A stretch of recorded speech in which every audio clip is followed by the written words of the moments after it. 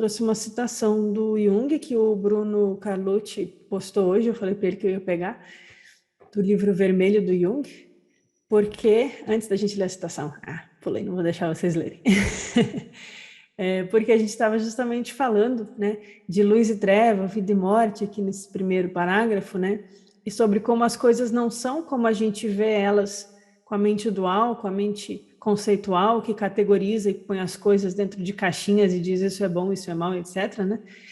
E aí, puxando isso também para a visão gnóstica da queda da alma, da Sofia, que precisa ir até o fundo do caos, do abismo, e recuperar a sua condição no pleroma, e a questão de Aldabaoth ser jogado como regente do caos e Sabaoth regente do sétimo céu, e essa luta que tem no nosso mundo sensível de luz e trevas, mas que é uma luta que causa uma certa tensão na nossa experiência psíquica, é uma tensão espiritual, que tem um propósito de nos tirar da inconsciência, né? Tem um propósito de abrir a nossa mente para a experiência e nos ensinar a ter viveca, nos ensinar a distinguir não a luz das trevas no sentido dual, mas distinguir a fonte da vida e voltar para a fonte, sair dessa poça de lama de água que a gente está nesse açude, voltar lá para as águas da cachoeira, lá do mar, então elas são mais gostosas.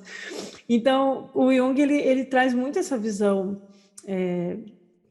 da conexão, da experiência, da reintegração do nosso ser, né? De se tornar completo, de se tornar si mesmo novamente. E eu acho que isso dialoga muito, né? Até porque Jung era muito gnóstico, dialoga muito com essa visão simbólica dos gnósticos sobre essa luta do caos e da luz, Aldabaoth, Sabaoth, luz e trevas, e como tudo isso, nos gnósticos valentinianos, vai, por fim, levar a uma restituição do próprio demiurgo, que vai se tornar então Abraxas, o senhor dos céus, e não mais o leão arrogante e autocentrado que morde o próprio rabo.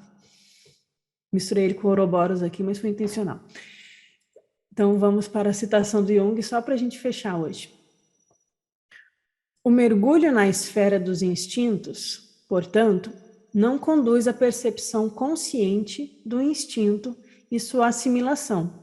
Ou seja, só mergulhar não te torna consciente desse instinto em você. Por isso que a gente vai sendo engolido no mito de Adão e Eva. A gente vai caindo, caindo, caindo, né?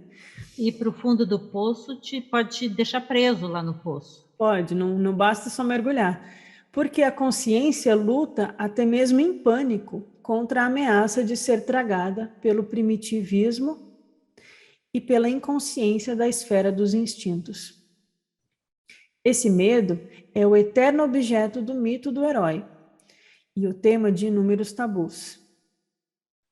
Qual medo? Esse medo de encontrar o nosso inconsciente, esse medo de descobrir a nossa própria ignorância, esse medo de encontrar todas as camadas do nosso ser, né? Depois a Viviane me corrige, me complementa aqui, quem mais quiser.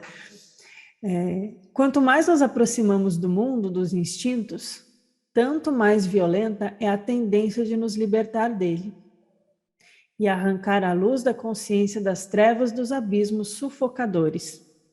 Então, quanto mais a gente se aproxima dessa experiência ilíaca, densa, criada pelos arcontes, mais a gente se materializa, mais a gente vive o sofrimento, mais a luz quer nos libertar disso.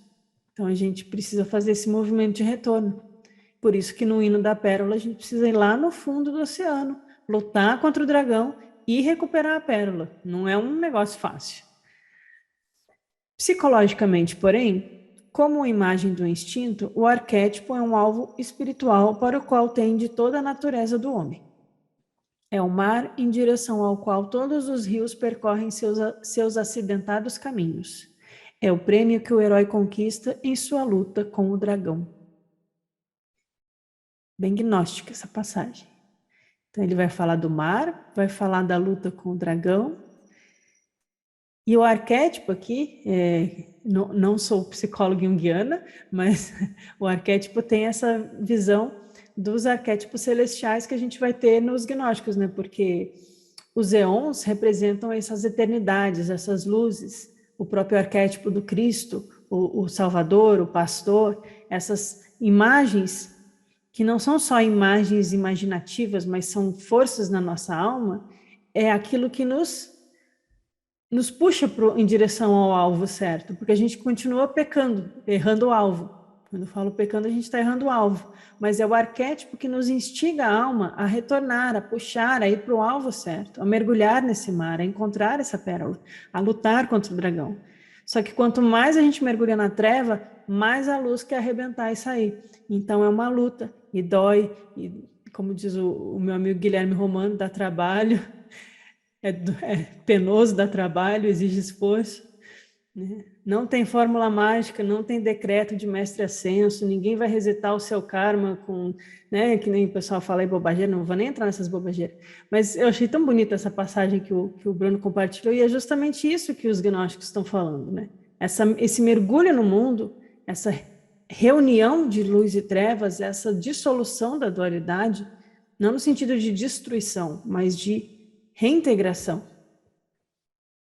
E aí a gente é um herói que conquista. Todos nós. Só isso. Só para a gente ficar para reflexão. Quem quiser, tira print screen